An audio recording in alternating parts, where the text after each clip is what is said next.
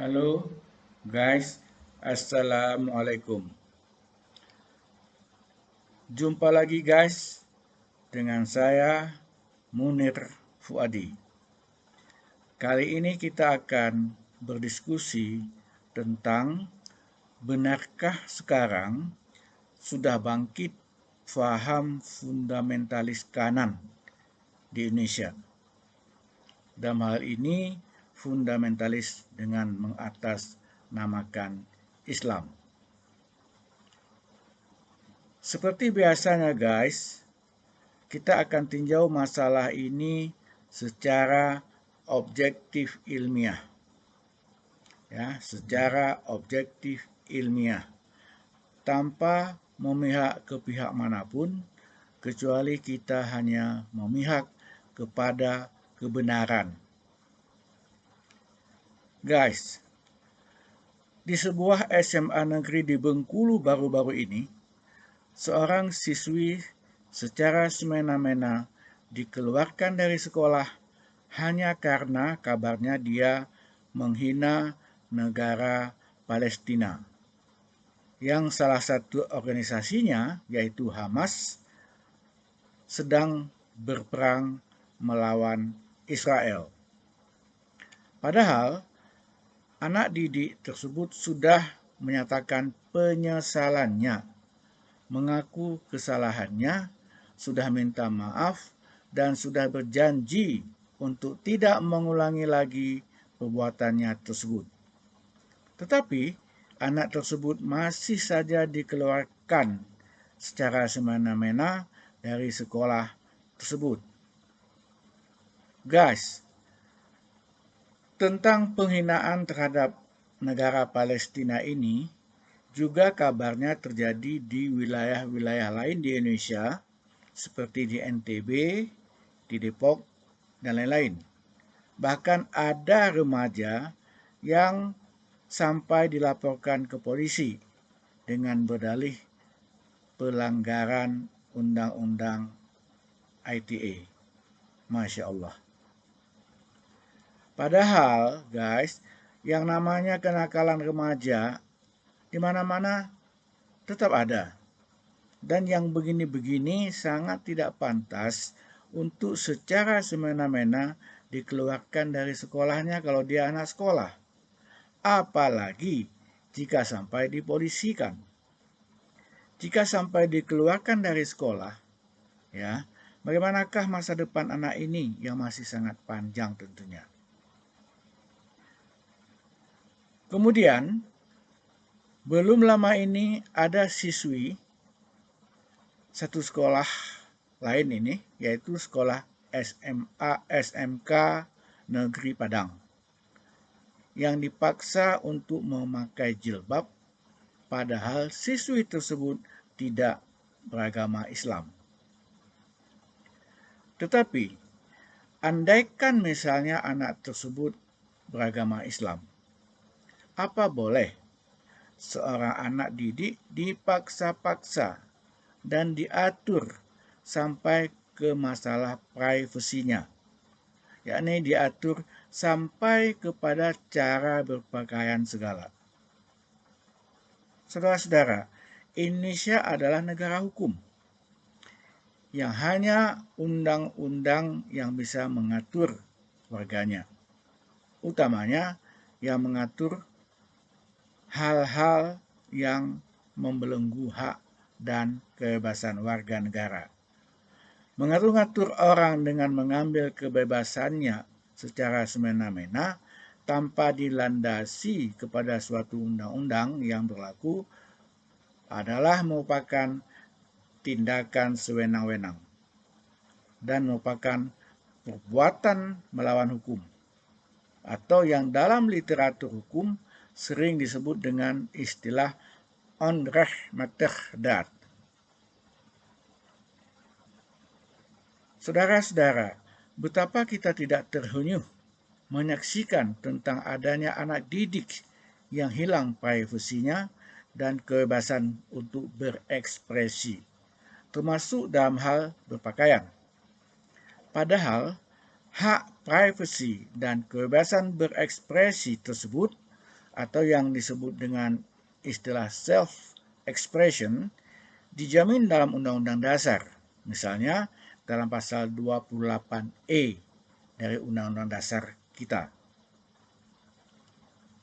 Saudara-saudara, kalau dipaksa memakai pakaian dengan warna seragam sekolah misalnya, atau dipaksa untuk berpakaian sopan misalnya, itu masih makes sense, masih bisa dipahami.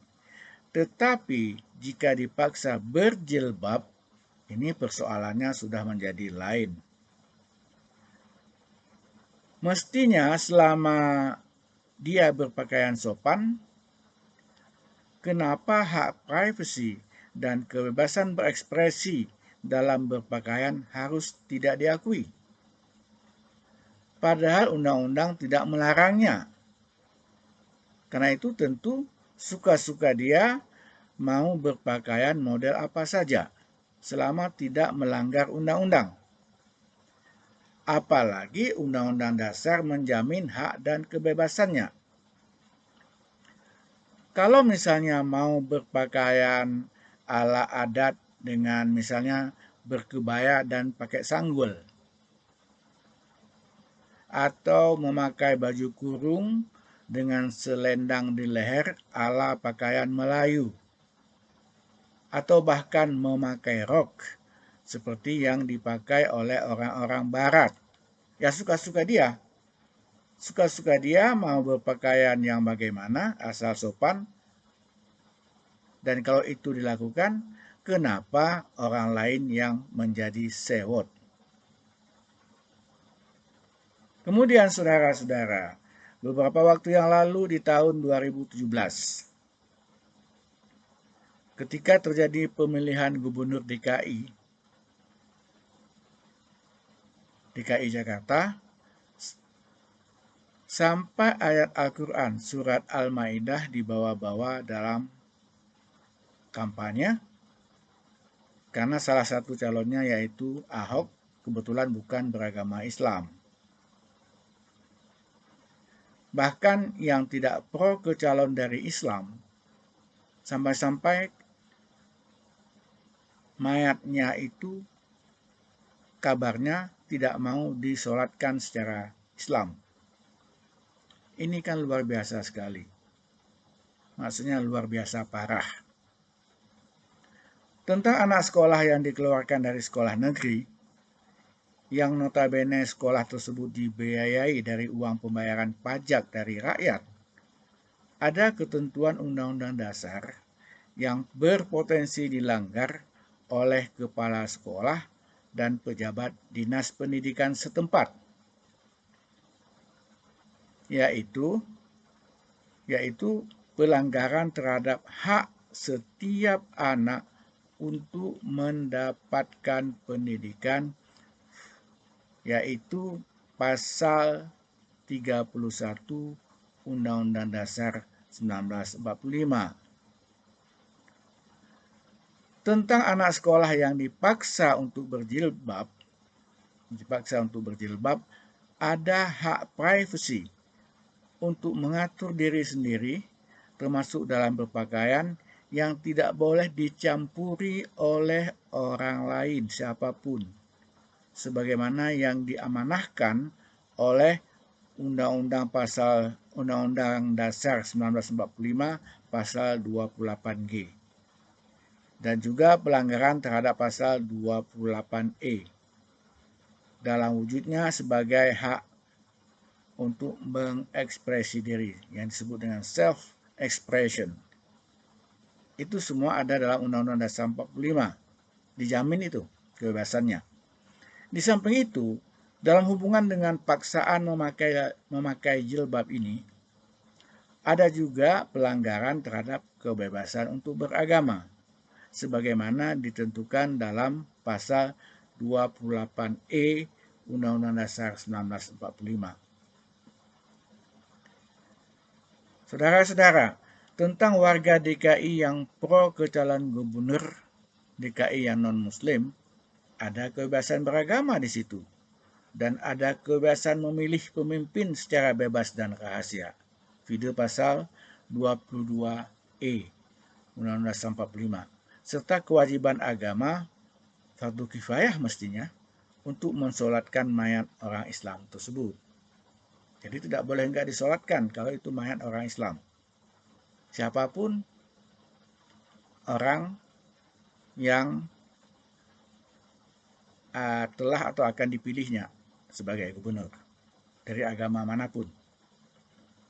Saudara-saudara, persoalan ini sangat serius bagi kemanusiaan dan hak-hak warga negara. Ini jangan dianggap enteng.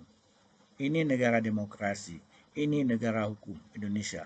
Karena itu, semua yang terjadi tersebut itu merupakan sikap sebenarnya, merupakan sikap arogansi kekuasaan dari para pengambil keputusan yang nyata-nyata dan kasat mata telah mempertontonkan suatu pelanggaran HAM dan hak fundamental rakyat yang dilindungi oleh Undang-Undang Dasar Indonesia.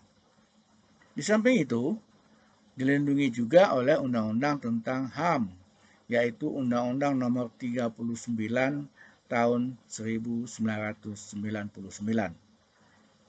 Dan juga hak tersebut dilindungi oleh berbagai konvensi internasional yang berkaitan dengan hak asasi manusia. Kemudian, kalau kita tinjau dalam-dalam, semua tindakan tersebut, yaitu tindakan tidak berjilbab, menghina negara Palestina, memilih pemimpin yang non-muslim, adalah sebenarnya terkait dengan penafsiran sempit, kaku, bahkan naif dari kaum fundamentalis kanan terhadap ketentuan hukum agama.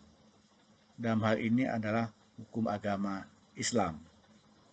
Karena itu, saudara-saudara, banyak tuduhan bahwa di Indonesia sekarang sedang terjadi kebangkitan paham fundamentalis kanan. Dan juga ada pengaruh dari paham Wahabi Salafi yang dibawa oleh orang-orang tertentu ke Indonesia. Apakah benar demikian?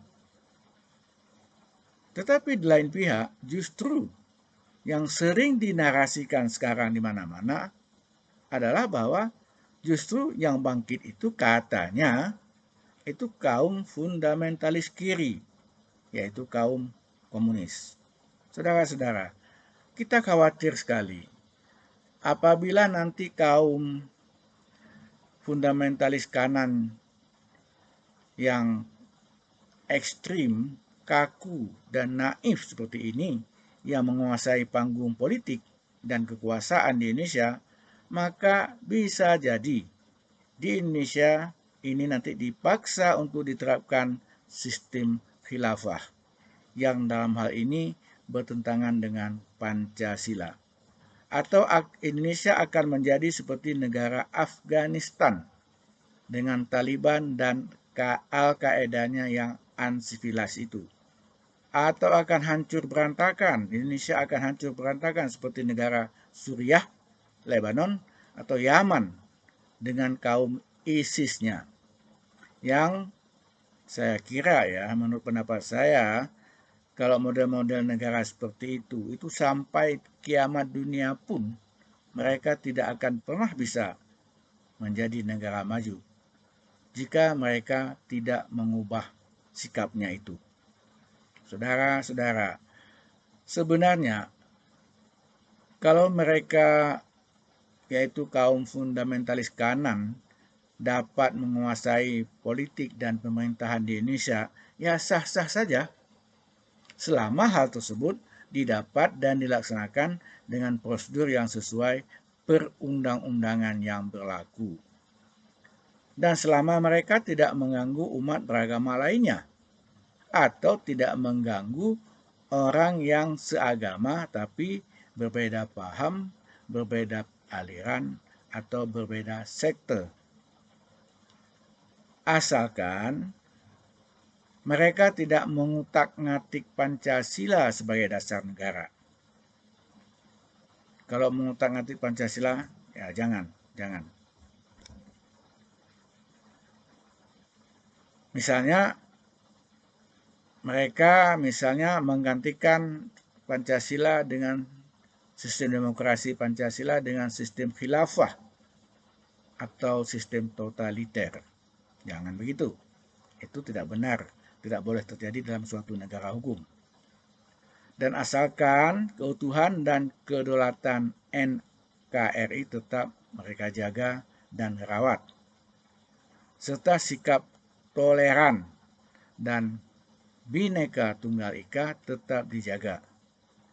Asalkan tidak ada lagi pemaksaan kehendak atas nama agama atau pembakaran atau pengeboman atas nama agama terhadap rumah ibadah atau sekolahan dari orang-orang yang berbeda paham atau aliran, berbeda sekte atau beda agama.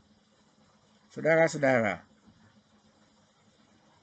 sebaliknya, jika kaum fundamentalis kiri, yaitu kaum komunis, yang menguasai panggung politik dan pemerintahan, justru yang akan terjadi adalah sistem negara totaliter yang tidak demokratis, seperti yang dipraktekkan di Korea Utara, Cina, atau Rusia, yang sebenarnya sudah sangat tidak sesuai dengan perkembangan zaman now.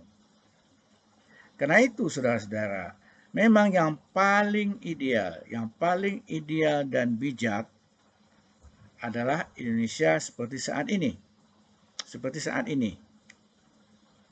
Dengan sistem ketatanegaraan yang demokrasi yang berbasiskan Pancasila, bukan berbasiskan khilafah seperti yang dianut oleh kaum ISIS di Suriah atau Lebanon, atau oleh Al-Qaeda dan Taliban di Afghanistan, dan bukan juga berbasiskan ideologi komunis seperti yang terjadi di Rusia, Cina, atau Korea Utara. Saudara-saudara, kita sebagai bangsa Indonesia ini patut bersyukur dan berterima kasih kepada para founding fathers Indonesia ini, seperti Soekarno, Hatta, Muhammad Yamin, dan lain-lain, yang secara sangat bijak telah memilih Pancasila sebagai dasar falsafah negara yang ternyata cukup ampuh untuk mempersatukan dan memakmurkan bangsa Indonesia ini. Karena itu, saudara-saudara, jayalah Indonesiaku, NKRI harga mati. Oke guys, sampai di sini dulu kali ini dari saya, Munir Fuadi. Semoga bermanfaat.